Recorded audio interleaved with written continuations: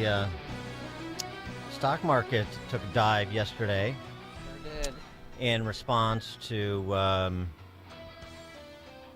maybe in part response to the continuing spendthrift attitudes of Congress, the CR that we were talking about earlier that now needs to be redrafted by Speaker Johnson. We'll talk to Scott, the cow guy, about that a bit too.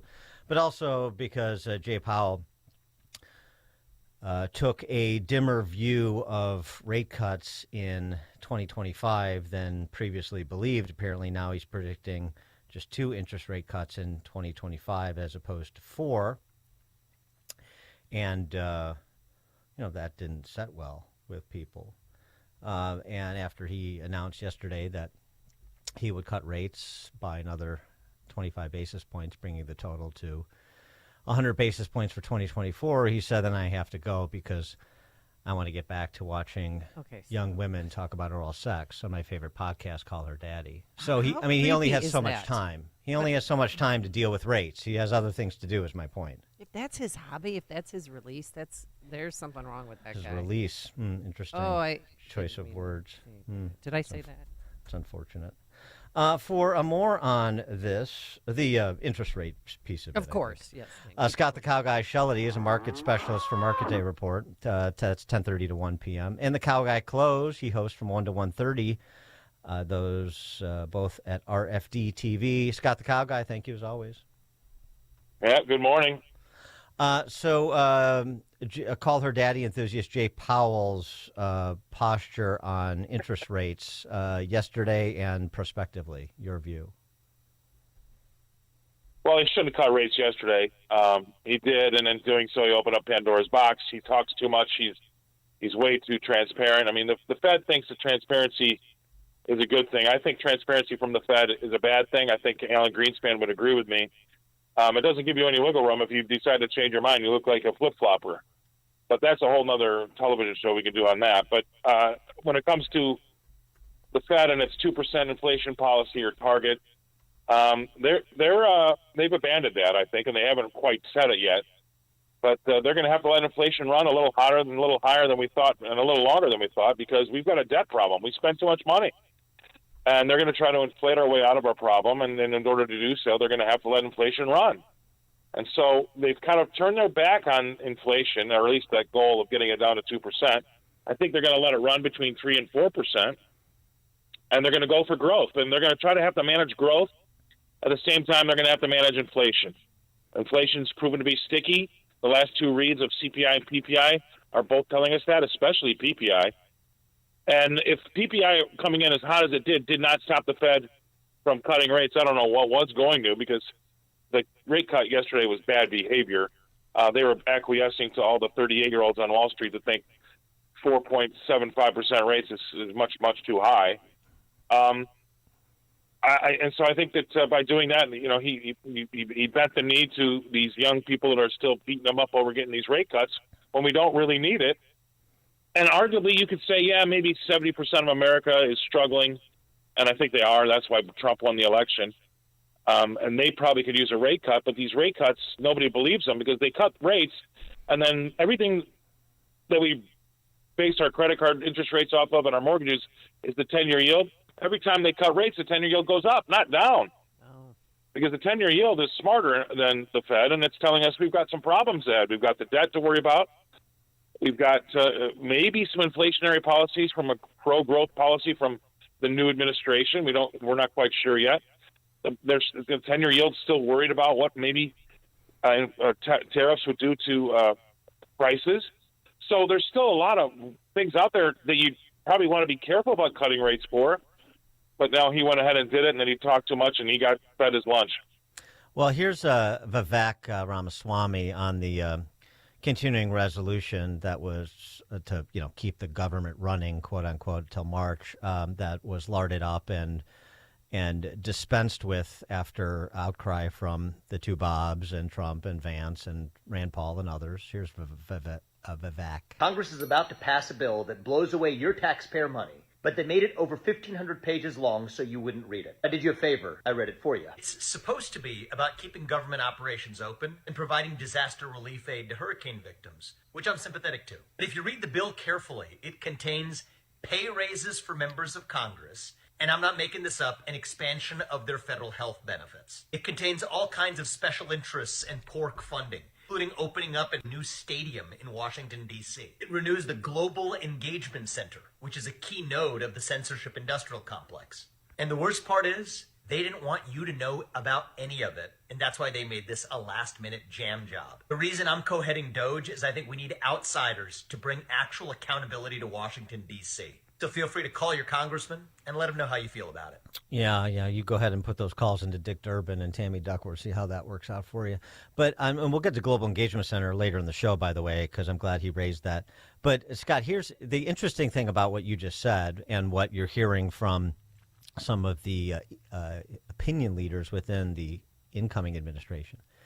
If Powell and the Fed are going to let inflation tick up and run at 3% and 4%, and so people are not going to see relief in terms of their purchasing power, then it provides perhaps more leverage for Elon and Vivek et al., as well as more of an imperative for recalcitrant Republicans on the Hill to cut spending, and it also may inhibit Trump from deploying his favorite policy tool, tariffs, other than rhetorically as leverage for other things.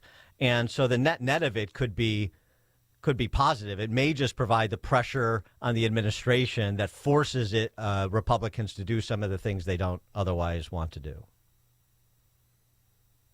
Yeah, I think that absolutely could happen. They're not used to not spending. They're not used to being held accountable, and that's both sides of the aisle. I think it's going to be difficult for Donald Trump to bring prices down. The only way that we're going to see prices come down, folks, is if we see a negative number when we talk about our CPI or our PPI. I said we have to see a negative number. We still have our CPI, or Consumer Price Index, which is what we usually look at for inflation purposes, is at 2.7%. Well, what does that mean? It means prices today are still 2.7% higher than they were this time last year. Right. So if you want to bring prices down, you can't bring CPI down. That just means prices are going up at a slower pace. He needs to have a negative in front of that, and I think that's going to be very difficult. I think he's already started to walk back his bringing the price of eggs down rhetoric, because I think he sees that that's going to be a very hard problem, considering the fact that we are, in 400 days, Dan, we're going to be $40 trillion in debt, the way we're going. And there doesn't seem to be any stopping that, especially with the behaviors that we just saw over the last, say, 18 to 24 hours. Mm-hmm. There has to be a change. It's untenable. But it just seems to me, and I think there's a few on the Hill now that see that this is a one-way street. We can't turn around. And the only way we have to do is we have to kind of start over, because I don't know how you retrain these people. They know they can't go to Washington and say that we're going to spend less and cut back on your entitlements. But ultimately, that's what's going to have to happen. We're going to have to rework Social Security, and we're going to have to cut spending. But nobody's got the cojones to say that right now. And I think that Trump sees that. I think the smart people on the Hill see that. They know that any Western government that's gotten in the same problems fiscally as we have has had to inflate their way out of it. They've all had to do it. There's no other way. So get used to a positive CPI, because I think that's what we're going to be looking at here for the next 4 years.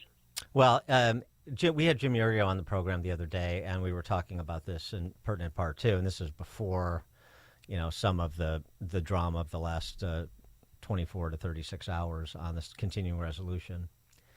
And, the question comes, is it going to take a bond or a currency crisis to get people to act? And if that is what will be required, it's got to be, if they're just unwilling to make the sustained argument to build consensus around sensible fiscal restraint, then it's going to take an exogenous event. I mean, how, on this track, as you say, in 6 months, $40 trillion in debt.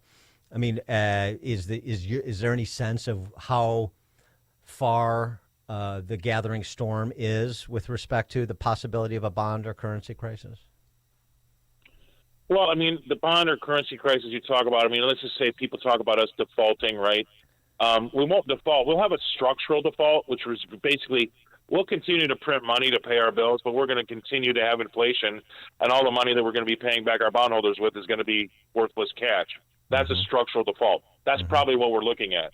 But also, you've seen some of these other Western governments, Germany, France, and to some degree, maybe even South Korea. You've seen all the tumult that's been happening over there with all of their Western governments. You know where that's mainly coming from? People wanting to spend less, and their legislatures not wanting to do it.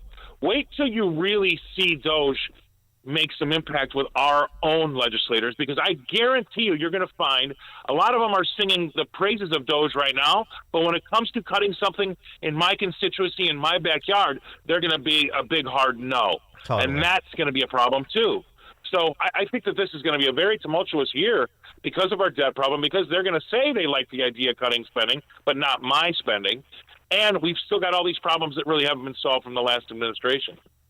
So then if inflation continues to run hotter than anticipated, hotter than, let's say, maybe not anticipated, but hotter than Jay Powell's magical goal of 2%, and you don't get the spending reductions that are required to start to inspire confidence that we're going to bring our financial house in order, then what happens to the markets? As long as the funny money is flowing, the markets continue to pump up the people's 401ks? Well, I mean, this is where I've always been a skeptic, and I think that I think yesterday's movement in the markets was welcome for me, at least. I am invested. I'm not fully invested, but you have to be a part of the scheme to make some money. But I would say this: the positive is for everything is that we actually do have a pro-growth president. And the one thing I think, I've been asked this question for 30 years. I actually did it on television 2 days ago. I've been doing TV for 25 years. This question has always been asked to me is, what is going to be the next thing that could really reshape our economy like the internet did? And I'm telling you, if this artificial intelligence comes to be like I think it can come to be, as John Chambers did, who used to run Cisco, said, it'll be bigger than the internet and cloud computing combined. And if we can actually have some productivity, and our productivity gets us out of all these problems, we could actually produce ourselves out of this problem. That is that's a foreign concept for over the last 4 years, because Democrats don't think that way. But if we actually do get the economy humming, we can handle 3 to 4% inflation. We can handle a 10-year yield close to 5%, and you could still see 10 to 15% put on a lot of our indices, because the economy is doing so well and the money is flowing because of our productivity and because of artificial intelligence. That is the one thing I think we could pin our hopes on, because if that does come true, that's like scoring a lot of touchdowns even though your defense sucks. We're gonna Loyola Marymount our way to stability. I love it. Scott the Cow Guy Shellady. Well, let me get the particulars here. Of course, he is the market specialist for Market Day Report, 10:30 to 1 p.m.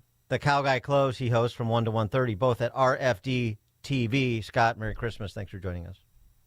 All right, thank you guys. Merry Christmas to you. Thank you, and he joined us on our turnkey.pro answer line. This is Chicago's Morning Answer. Santa's coming to town. Santa! Oh, my God! On AM 560. Santa here? I know him. The Answer. As we near the end of the year, many families in Latin America and the Caribbean are struggling just to get by. Inflation, food shortages, and natural disasters